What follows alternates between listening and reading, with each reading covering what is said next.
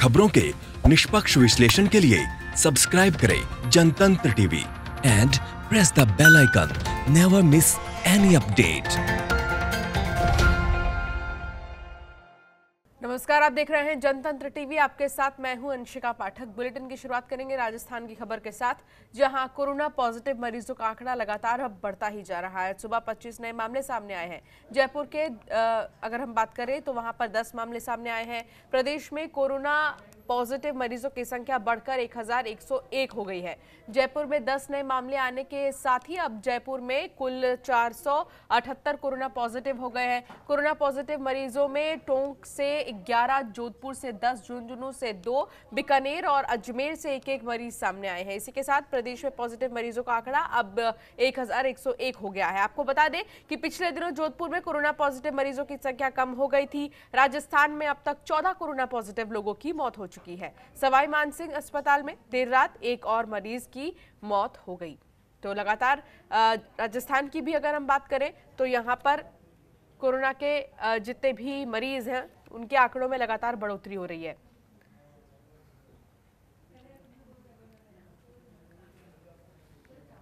और अरविंद पलावत हमारे संवाददाता हमारे साथ जुड़ गए हैं ज्यादा बातचीत के लिए। अरविंद, अगर हम राजस्थान की बात करें तो लगातार आंकड़े हर राज्य की तरह ही यहां पर भी बढ़ रहे हैं, लेकिन इन सब के बीच सबसे ज्यादा मामले कहां आए हैं अब तक? जी बिल्कुल, देखिए जिस तरह से पूरे देश में कोरोना के मामले लगातार बढ़ रहे हैं, उसी तर्ज पर जो राजस्थान है वहां पर भी लगातार मामले बढ़ रहे हैं। और आज सुबह से अब तक 38 जो नए कोरोना पॉजिटिव मरीज है वो यहाँ पर सामने आ चुके हैं। इसके साथ ही जो कोरोना पॉजिटिव मरीजों का आंकड़ा है वो 1169 यहाँ पर पहुंच चुका है। 1169 लोग यहाँ पर कोरोना पॉजिटिव। हालांकि राहत की बात यह है कि 164 लोग जो कोरोना पॉजिटिव थे उनकी रिपोर्ट अब नेगेटिव आ चुकी है। तो कहीं न कहीं राहत की बात यहाँ पर है कि 1169 में से 164 लोग अब कोरोना नेगेटिव हो चुके हैं, जिनमें से करीब 82 लोगों को अब तक डिस्चार्ज भी किया जा चुका है। अलग अलग जिलों के रहने वाले ये सभी लोग हैं। इस तरह से कहा जा सकता है कि राजस्थान के जो जिले हैं वहां पर कोरोना का प्रभाव लगातार देखे जा रहा है। 33 जिलों में से 25 जिले जो हैं वो कोरोना की जद में है। कोरोना पॉजिटिव वहां पर पाए गए हैं। और सबसे ज्यादा यदि कोरोना पेशेंट्स की बात करें तो 491 कोरोना पेशेंट जयपुर जिले में है। और उसके बाद में यदि देखा जाए तो जोधपुर नंबर 2 पर है, जहां पर आज सुबह 17 नए मरीज आए हैं। 133 पेशेंट यहां पर हो गए। वहीं आज सुबह की यदि बात करें सबसे ज्यादा जो पेशेंट है वो यहां पर अपने भरतपुर के अंदर कल सबसे ज्यादा पेशेंट मिले थे। करीब 23 पेशेंट्स भरतपुर में मिले। ऐसी स्थिति में भरतपुर का जो आंकड़ा है वो 59 इस वक्त पहुंच चुका है। वहीं यदि आज सुबह की अब तक बात की जाए तो 17 मामले जोधपुर से हैं, जबकि 5 जो मामले थे वो जयपुर से हैं। वहीं जयपुर के जो इलाके हैं वहां पर रैंडम सर्वे किया जा रहा है। क्लस्टर जो 30 क्लस्टर परकोटे में बनाया गया था उन सभी क्लस्टर में 21 सैंपल मिनिमम लेकर के और हर दिन जांच की जा रही है। बड़ी संख्या में सैंपल्स यहाँ लिए जा रहे हैं। और कल से और आज तक की रात की खबर यह है कि कल जहां पर 3 कोरोना पॉजिटिव सामने आए तो वहां अभी तक का जो मेडिकल बुलेटिन है, अभी तक की जो रिपोर्ट है उसमें 5 लोग यहां पर कोरोना पॉजिटिव सामने आए। वहीं यदि दूसरी बड़ी बात की जाए तो अब तक मरने वालों की संख्या 17 हो चुकी है राजस्थान में। माफ कीजिएगा, 16 लोग अभी तक कोरोना से यहां पर दम तोड़ चुके हैं। और सबसे अभी जो कल रात को एक देर रात मौत हुई वो जोधपुर में हुई, जहां पर एक 56 वर्षीय व्यक्ति जिसको हार्ट डिजीज थी वो वहां पर एडमिट था और उसकी जो कोरोना रिपोर्ट है वो वहां पर पॉजिटिव आई और उसके बाद में उसकी डेथ हुई। तो ये अभी तक की जो ताजा खबर है कोरोना को लेकर। वहीं मुख्यमंत्री अशोक गहलोत दोपहर करीब 12 बजे एक वीडियो कॉन्फ्रेंस करेंगे और इस वीडियो कॉन्फ्रेंस में जो सभी मंत्री हैं वो यहां पर मौजूद रहेंगे। करीब 15 मंत्री इस वीडियो कॉन्फ्रेंसिंग के दौरान मौजूद रहेंगे। और लॉकडाउन फेज 2 जो 20 तारीख से जो शिथिलता यहां पर दी जा रही है लॉकडाउन में, उसको लेकर क्या कुछ तैयारियां होगी, उन सभी चीजों पर यहां पर नजर रखी जाएंगी। और किस तरह से जो सोशल डिस्टेंसिंग है उसकी पालना कराई जाए, ये एक बड़ी इंपॉर्टेंट चीज यहां पर देखने वाली होगी। इसको लेकर सभी मंत्रियों से वे बैठक करेंगे। इस दौरान उप मुख्यमंत्री सचिन पायलट, मंत्री रघु शर्मा के साथ ही जो अन्य मंत्री हैं मंत्रिमंडल के वे भी मौजूद रहेंगे और लगातार उनसे बातचीत कर ये सभी सुझाव भी लिए जाएंगे आखिर किस तरह से जो सरकार है वो यहाँ पर काबू पा सकती है और जो सोशल डिस्टेंसिंग है उसकी पालना यहाँ पर करवाई जा सकती है। जी बिल्कुल अरविंद, और कहीं ना कहीं देखिए एक चीज जो है कि अगर बाकी के राज्यों का रिकॉर्ड निकाला जाए तो सबसे पहले नंबर पर महाराष्ट्र है, जहां पर बहुत सारे कोरोना संक्रमित पाए गए। लगभग 2000 से ज्यादा वहां पर मिले केसेस। उसके बाद दिल्ली की अगर हम बात करें तो यहां पर भी लगभग 1000 से ऊपर ही मिले हैं। लेकिन राजस्थान की अगर हम बात करें तो कहीं ना कहीं स्थिति थोड़ी बहुत कंट्रोल में है। कुछ बस ऐसे जगह है जहां पर ज्यादा केसेस सामने निकल कर आ रहे हैं। इन सब के बीच डॉक्टर्स के लिए जो व्यवस्था की गई है उनको क्या वहां पर सही तरीके से पीपीई किट मिल रहे हैं? क्या उनकी जरूरत पूरी रही है? जी देखिए, सबसे बड़ी बात राजस्थान की यदि बात करें तो जहां पीपीई किट जो है जिसकी किल्लत सभी जगह मानी जा रही थी, लेकिन अब बड़े जो भामाशाह हैं वो भी आगे आ रहे हैं। पीपीई किट जो है वो लोगों को प्रोवाइड करवाए जा रहे हैं और पीपीई किट से ये कोशिश की जा रही है कि उनको सहायता मिले ताकि जो कोरोना वॉरियर्स हैं उनको किसी का तरह का जो है संक्रमण वो ना हो। वहीं जो जैकेलोन का एक हॉस्पिटल, जैकेलोन हॉस्पिटल यहाँ बच्चों का एक हॉस्पिटल है जयपुर में, उसके डॉक्टर योगेश यादव हैं, उन्होंने पीपीई किट निर्माण करवाया है और पीपीई किट भामाशाहों को जोड़कर करीब 400 से 500 रुपए की कॉस्ट के अंदर ये जो पीपीई किट है तैयार करके लोगों को दिया जा रहा है, डॉक्टर्स को दिया जा रहा है, ताकि जो कोरोना संक्रमण है उससे कहीं ना कहीं वे बच सके। तो इस तरह कहा जा सकता है कि कई बड़ी चीजें हैं, कई बड़ी चीजें सामने आ रही है। वहीं ग्रामीण इलाकों की बात करें तो ग्रामीण इलाकों में भी चाहे पुलिस हो और चाहे डॉक्टर्स हो, उनको पीपीई किट वितरित किए जा रहे हैं। कल ही गोविंदगढ़ के जो थाना है वहां पर भी पीपीई किट वितरित किया गया था और लगातार प्रयास किया जा रहा है कि जो भामाशाह है वो आगे आकर के और जो पीपीई किट है, जो आवश्यक सामग्री, चाहे उसमें मास्क की बात की जाए चाहे पीपीई किट है, ये सभी चीजें उनको प्रोवाइड कराई जाए ताकि जो कोरोना वॉरियर्स हैं उनको कोरोना संक्रमण का खतरा किसी भी तरह का ना हो। तो ये एक बड़ी चीज यहाँ पर है कि लगातार जो खुद डॉक्टर जी बिल्कुल अरविंद, तो जिस तरीके से देखा जा रहा है यहाँ पर डॉक्टरों को किसी तरह की कमी ना हो उसका भी ध्यान रखा जा रहा है और कहीं ना कहीं जो राज्य में जनता है उसे किसी तरह की परेशानी ना हो उसका भी ध्यान रखा जा रहा है। बहुत बहुत शुक्रिया अरविंद तमाम जानकारी साझा करने के लिए। तो वहीं पॉजिटिव मरीजों का आंकड़ा बढ़ने के साथ ही शहर में सैनिटाइजेशन की मांग भी ज्यादा बढ़ गई है। नगर निगम के कंट्रोल रूम पर हर दिन 300 से 400 कॉल सैनिटाइजेशन करवाने के लिए आते हैं। हालांकि नगर निगम का फोकस परकोटा के अलावा शहर के मुख्य मार्ग ही है। निगम ने शहर में सैनिटाइजेशन के लिए 40 फायर ब्रिगेड उतार दी है। इसके अलावा 60 हैंड स्प्रेयर लगा रखी है। सैनिटाइजेशन को लेकर निगम का मुख्य फोकस अभी परकोटा इलाके के साथ जहां जहां कोरोना पॉजिटिव मामले सामने आ रहे हैं उन क्षेत्रों पर है। शहर के रामगंज इलाके में सबसे ज्यादा कोरोना पॉजिटिव मामले सामने आए हैं, तो वहीं संवेदनशील इलाका मानते हुए इसे नगर निगम ने यहां के लिए 15 विशेष टीमें लगा रखी हैं जो पूरे क्षेत्र में सैनिटाइजेशन कर रही हैं। इन टीमों को 30 हैंड स्प्रेयर दे रखी है। ये 15 टीमें पूरे क्षेत्र में कीटनाशक का छिड़काव कर रही हैं। साथ ही रामगंज इलाके के लिए 6 अलग से फायर ब्रिगेड लगा दी गई हैं जो मुख्य मार्गों और गलियों में सैनिटाइजेशन का काम कर रही है। साथ ही परकोटा के सभी 7 प्रवेश द्वारों पर भी 7 फायर ब्रिगेड लगा रखी गई है।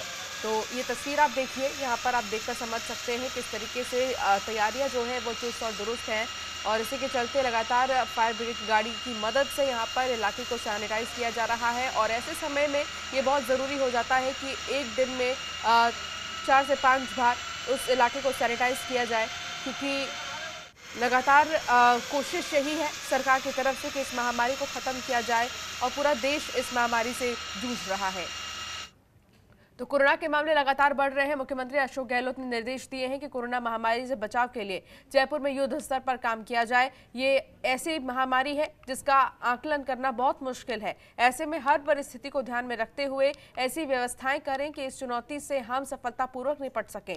गहलोत ने कोरोना संक्रमण को लेकर वीडियो कॉन्फ्रेंस से समीक्षा की और उन्होंने निर्देश दिए कि क्वारंटीन के लिए अधिक से अधिक स्थान चिन्हित कर वहां बुनियादी सुविधाएं उपलब्ध कराई जाए। आपको बता दें कि जेडीए हाउसिंग बोर्ड इन स्थानों पर बिजली, पानी, बिस्तर, भोजन सहित अन्य आवश्यक सुविधाओं की व्यवस्था जल्द से जल्द करे ताकि जरूरत पड़ने पर वहां लोगों को क्वारंटीन किया जा सके। मुख्यमंत्री ने कहा कि 4 दीवारी में जिन 13 क्षेत्रों में संक्रमण के ज्यादा मामले सामने आए हैं वहां विशेष फोकस किया जाए। मुख्य सचिव डीबी गुप्ता ने कहा कि जयपुर में जिस तरह से मामले बढ़े हैं, कर्फ्यू को और सख्ती से लागू करना होगा। साथ ही राशन और खाद्य सामग्री के वितरण की व्यवस्था को अधिक मजबूत बनाया जाएगा। इस दौरान खाद्य एवं उपभोक्ता मामला मंत्री रमेश मीणा ने कहा कि एनएफएसए के तहत अप्रैल में गेहूं का वितरण किया जा चुका है। तो लगातार सरकार भी अपनी तैयारी पूरी कर चुकी है और युद्ध स्तर पर लड़ाई चल रही है। इस महामारी को लेकर तैयारी भी उसी तरीके से की जा चुकी है। तो वहीं सांगानेर विधायक अशोक लाहौटी ने राजस्थान सरकार से कोरोना महामारी के संकट में राजनीति छोड़कर मानव सेवा करते हुए अन्य समाजों के साथ भेदभाव नहीं करने की अपील की है। लाहौटी ने आरोप लगाया कि सरकार संकट की इस घड़ी में भी तबलीगी समाज के अवभगत में लगी हुई है।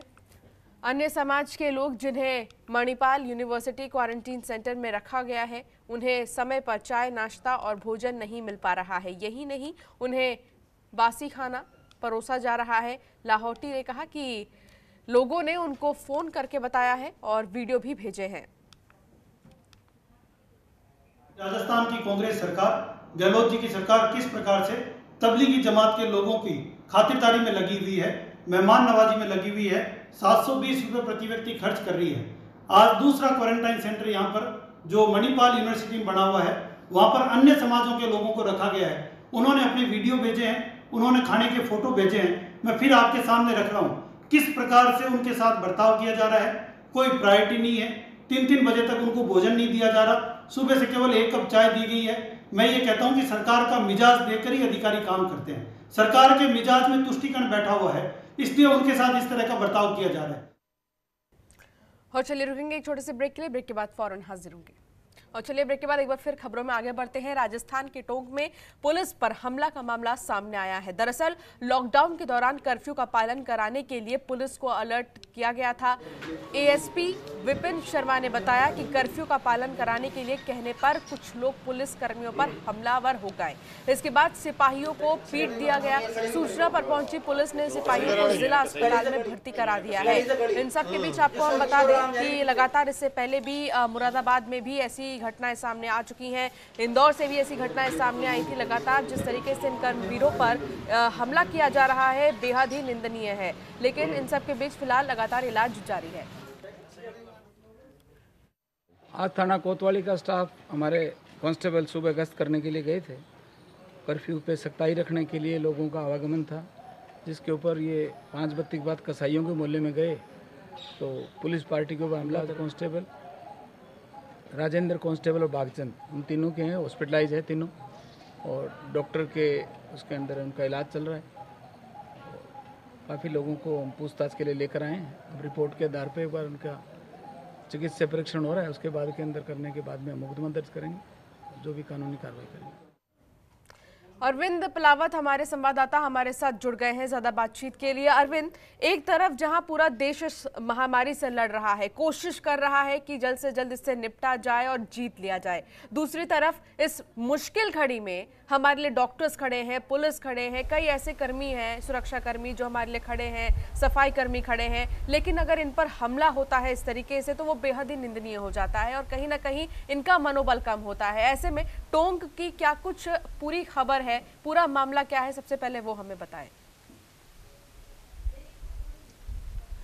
जी देखिए, टोंक का ये जो पूरा मामला है, जिस तरह से देश के अलग अलग हिस्सों से इस चीज की जानकारी मिल रही है कि जब भी कोई डॉक्टर्स की टीम है, जब भी कोई नर्सिंग कर्मियों की टीम है वो स्क्रीनिंग के लिए जा रही है या पुलिस कर्मी है, वहां पर लगातार उन पर हमले हो रहे हैं। हालांकि कई जगह से सुखद खबर ये भी आ रही है कि जब जिन इलाकों से कोरोना नेगेटिव निकलने लगे हैं, कोरोना नेगेटिव मामले भी सामने आने लगे, तो वहां पुष्प वर्षा कर जो पुलिस कर्मी है उनका स्वागत किया जा रहा है। लेकिन टोंक में एक बड़ी चीज यहाँ पर देखने को आई, जब सुबह गश्त के लिए जो 3 पुलिसकर्मी वहां पर निकले और वहां एक टोंक में एक जगह है कसाई पड़ा, उस जगह जाकर के जब उन्होंने कहा कि आप इस तरह से ना रहें, सोशल डिस्टेंसिंग का पालन करें, लोग एक जगह भीड़ में एकत्रित थे, तो इन सब चीजों को लेकर जब उनसे समझाइश की गई तो लोगों ने समझाइश की बजाय समझने की बजाय पुलिस टीम पर ही हमला बोल दिया और इसमें जो पुलिसकर्मी है वो घायल हुए। उसके बाद में जो संबंधित थाना अधिकारी है वो मेजाप्ते वहां पर पहुंचे और इन जो पुलिसकर्मियों को है इनको जो चिकित्सालय वहां भर्ती कराया गया और उसमें प्राथमिक उपचार उनका किया जा रहा है। फिलहाल अब पुलिसकर्मियों की ओर से जो एक मामला है वो दर्ज किया जाएगा और उसके बाद में कई लोगों को यहाँ पर हिरासत में लिया गया है और देखना होगा कि दोपहर बाद तक जो है इनकी गिरफ्तारी भी यहाँ पर हो सकती है, क्योंकि जिस तरह से उप मुख्यमंत्री सचिन पायलट का ये इलाका है, उनका विधानसभा क्षेत्र टोंक है, ऐसी स्थिति में खुद उप मुख्यमंत्री सचिन पायलट कल टोंक के दौरे पर थे। उन्होंने भी कहा था कि जो कोरोना वॉरियर्स हैं, जो पुलिसकर्मी है, जो चिकित्सक है, उनका हमें सहयोग करना चाहिए। लेकिन इस तरह की जब असहयोग की जब खबरें सामने आती है तो कहीं ना कहीं पुलिस हो, चिकित्सक हो, उनका भी मनोबल टूटता है, क्योंकि वे आम लोगों के लिए अपनी जान को जोखिम पर लेकर कोरोना वायरस कहीं ना कहीं इस तरीके से अगर उन पर हमला होता है तो उनका मनोबल वाकई में टूटेगा। लेकिन मेरा एक सवाल और भी है कि पुलिस प्रशासन की तरफ से इस वक्त क्या किया जा रहा है? जिस तरीके से यूपी में देखिए सरकार की तरफ से ये आदेश जारी किया गया था, अगर इस तरीके से किसी भी डॉक्टर या किसी भी पुलिसकर्मी पर हमला होता है तो एनएसए के तहत कार्रवाई की जाएगी, तो क्या वहां पर इस तरह के आदेश की कोई गुंजाइश लग रही है? जी देखिए, इस तरह के जो हमले होते हैं वहाँ राष्ट्रीय सुरक्षा कानून जो है उसके तहत मामला दर्ज किया जाता है। और ये जो मामला यहाँ पर भी, चूंकि अब पुलिसकर्मी जो है वो अस्पताल में है, हालांकि जब ठीक कुछ उनको रिकवरी होगी उसके बाद में पर्चा बयान यहाँ पर होगा और उसके बाद में जो मामला दर्ज किया जाएगा और ये जो आरोपी है उनको यहाँ पे गिरफ्तार किया जाएगा। तो पुलिस की ओर से लगातार वो पूरी प्रक्रिया जो है वो अपनाई जा रही है। हालांकि जो शांति व्यवस्था है वो भी अब बनाने का प्रयास है, क्योंकि देखिए समुदाय विशेष के लोग इस इलाके में रहते हैं और वहां पर किसी तरह का जो भारी जो यदि किसी तरह का उत्पात होता है तो वो भी एक बड़ी परेशानी का सबब हो सकता है। ऐसे में पुलिस जो है बिल्कुल तरीके से यहाँ पर एक एक मामले को जो सुलझाने का प्रयास कर रही है और उसके बाद में ये पूरा जो मामला है इसमें गिरफ्तारी है वो संभव है। जी बिल्कुल, गिरफ्तारी संभव है और गिरफ्तारी होनी भी चाहिए, क्योंकि इस तरीके से लगातार अगर इस मुश्किल वक्त में ये हमारे लिए खड़े हैं तो हमारा भी एक इसमें सहयोग बनता है कि हम भी पूरी तरीके से सहयोग करें कहीं ना कहीं। लेकिन इन सबके बीच जो लॉकडाउन तोड़ रहा है और लगातार जो पालन नहीं कर रहा है लॉकडाउन का, उस पर किस तरीके से कार्रवाई की जा रही है? जी देखिए, जो लोग लॉकडाउन का पालन कर रहे हैं, टोंक नहीं बल्कि पूरे राजस्थान की बात करूं तो कुछ ऐसे लोग देखने में आए जो कि बेवजह जो पास बनवा करके इधर से उधर घूमते हुए नजर आए, तो उन पर भी कड़ी कार्रवाई की जा रही है। वाहनों को सीज किया जा रहा है। साथ ही जो कई लोग हैं उनको शांति भंग में भी गिरफ्तार किया जा रहा है। धारा 144 यहाँ पर लागू है और उसका उल्लंघन करने पर काफी लोगों की गिरफ्तारी हो रही है। लगातार नए मामले और नई गिरफ्तारियां यहाँ पे हो रही है। लगातार प्रयास किया जा रहा है कि जो लोग हैं वो अपने घरों में रहे और ये जो महामारी का दौर चल रहा है इसका डटकर सामना करें। लेकिन जो लोग अभी भी नहीं मान रहे उनके खिलाफ पुलिस सख्त है और पुलिस प्रशासन सख्ती के साथ उनके साथ अपना पूरी सख्ती अपना रहा है और लगातार कार्रवाइयां की जा रही है। कल की यदि बात करें तो सैकड़ों की संख्या में वाहन यहां पर जब्त किए गए हैं और कई गिरफ्तारियां जो है वो यहां पर हुई है। वहीं यदि लॉकडाउन की बात करें तो जयपुर का जो कई इलाका है और राजस्थान के जो कई इलाके वहां महाकर्फ्यू भी इस वक्त लगा दिया गया है, जिसमें किसी तरह की जो आवाजाही है वो सभी तरह की आवाजाही पाबंदित है। हालांकि जो जयपुर की बात करें तो जयपुर का परकोटा हो, बहुत बहुत शुक्रिया, बेहद ही महत्वपूर्ण जानकारी आपने हम तक पहुंचाई। और जिस तरीके से देखा जा रहा है सिर्फ राजस्थान में ही नहीं, देश भर में लगातार सरकार की तरफ से, राज्य सरकारों की तरफ से ये कोशिश की जा रही है कि हर कोई इस लॉकडाउन का पालन करे और जल्द से जल्द इस महामारी को खत्म करे। तो वहीं राजस्थान में सीएम ने प्रधानमंत्री नरेंद्र मोदी के लॉकडाउन बढ़ाने के ऐलान के बाद अपने मंत्रियों और अधिकारियों के साथ बैठक की, जिसमें लोगों को सुविधाएं उपलब्ध कराने के लिए कहा गया। साथ ही ये भी कहा गया कि लॉकडाउन का सख्ती से पालन कराया जाए। गरीब परिवारों को कितना और कैसे राशन उपलब्ध कराया जा रहा है, अब तक कितने परिवारों को राशन उपलब्ध कराया जा चुका है, इन सभी प्रश्नों का उत्तर देने के लिए हमारे संवाददाता अरविंद पलावत ने खाद्य मंत्री रमेश मीणा से खास बातचीत की। हमारे साथ इस वक्त मौजूद हैं प्रदेश के खाद्य मंत्री रमेश मीणा साहब और उनसे जानेंगे किस तरह की व्यवस्थाएं राजस्थान में इस वक्त है। मीणा साहब, किस तरह की जो व्यवस्थाएं हैं राजस्थान में है, क्योंकि लॉकडाउन का एक फेज़ और बढ़ चुका है, तो ऐसे में एक गरीब व्यक्ति जो है उसके लिए सरकार पहले फेज़ में काफ़ी अच्छा काम कर चुकी है, सेकेंड फेज़ के लिए क्या कुछ तैयारियाँ अभी तक हुई है? सबसे पहले हमारी जो व्यवस्था है पूरी राज्य सरकार की कि लॉकडाउन का नियमों का पालन करें और लोगों से हमारी भी अपील है आपके चैनल के माध्यम से, लोग सोशल डिस्टेंस बनाए रखें, स्वच्छ रहें, जागरूक रहें और ऐसे समय में कानून का पूरी तरह से 100% पालन करना चाहिए। और राजस्थान में अभी कोई किसी प्रकार की कमी नहीं है। मेरे पास डिपार्टमेंट है खाद्य आपूर्ति विभाग, इसमें खाद्यान्न की कोई कमी नहीं आएगी, न आने देंगे। कोई भी व्यक्ति इस राजस्थान में भूखा नहीं रहेगा, ये हमारा पूरा प्रयास रहेगा। इसी प्रयास में हमने अभी जो अप्रैल महीने का जो गेहूं था वो हमने करीब 98% उठाव के साथ 100% उठाव किया, 98% वितरण कर दिया है। आज से 15 अप्रैल से हमने भारत सरकार का 5 किलो गेहूं प्रति व्यक्ति के हिसाब से उसका भी वितरण शुरू कर दिया है। और 30 अप्रैल तक हम जो भारत सरकार का गेहूं है, हमारा गेहूं है, सब एफपीएस की दुकान पर लगभग पहुंच चुका है। हमारा राज्य सरकार का, भारत सरकार का पहुंचना है। 1 मई से भारत सरकार का और राज्य सरकार का जो प्रति व्यक्ति 10 किलो गेहूं हम वितरण करेंगे। तो खाद्यान्न की तो राजस्थान में किसी प्रकार की कमी नहीं है। और हमारे पास जो मॉनिटरिंग है कि जमाखोरी, कालाबाजारी, किराने की दुकानें खोलना, सारे ऑनलाइन होलसेल निर्माता, इनको हमारा मॉनिटरिंग करना है कि कोई भी किसी प्रकार की कोई परेशानी नहीं आए। राज्य सरकार ने अभी मंडियों को भी खोला है, सहकारिता विभाग के जीएसएस के माध्यम से भी हम परचेज कर रहे हैं, एमएसपी भी परचेज कर रहे हैं। तो धीरे धीरे हमारे उद्योग धंधे भी खुल रहे हैं और हम कोशिश कर रहे हैं कि धीरे धीरे ये सब रूटीन में आए। लेकिन जहाँ पर कोरोना वायरस 19 जो है वो महामारी से पीड़ित जो लोग इलाका है, लॉकडाउन कर दिया है, वहाँ पर कर्फ्यू लगा हुआ है। तो वहाँ पर हम होम डिलीवरी के माध्यम से राशन दे रहे हैं। जो व्यक्ति पात्र नहीं है और वो गरीब है, मजदूर है, या किसी वजह से मतलब ऐसी स्थिति में है कि वो कुछ नहीं कर सकता, तो ऐसे लोगों को हम नगर निकाय के माध्यम से ग्रामीण एरिया में पटवारी है, आपका ग्राम विकास अधिकारी है, उनके द्वारा चिन्हित करके वहाँ तक हम भोजन के पैकेट और ड्राई राशन पहुँचा रहे हैं। तो ये थे खाद्य मंत्री रमेश मीणा साहब, जिन्होंने कहा कि सरकार पूरी तरह से प्रयास कर रही है और लगातार ये प्रयास किया जा रहा है कि लॉकडाउन 2.0 में भी सोशल डिस्टेंसिंग की पूरी पालना हो। साथ ही खाद्य मंत्री होने के नाते उन्होंने बताया किसी भी व्यक्ति को खाद्यान्न की कमी नहीं आने दी जाएगी। अरविंद पालावत, जनतंत्र टीवी, जयपुर। और चलिए इस बुलेटिन में फिलहाल इतना ही। आप देखते रहिए जनतंत्र टीवी। नमस्कार। खबरों के निष्पक्ष विश्लेषण के लिए सब्सक्राइब करें Jantantra TV and press the bell icon. Never miss any update.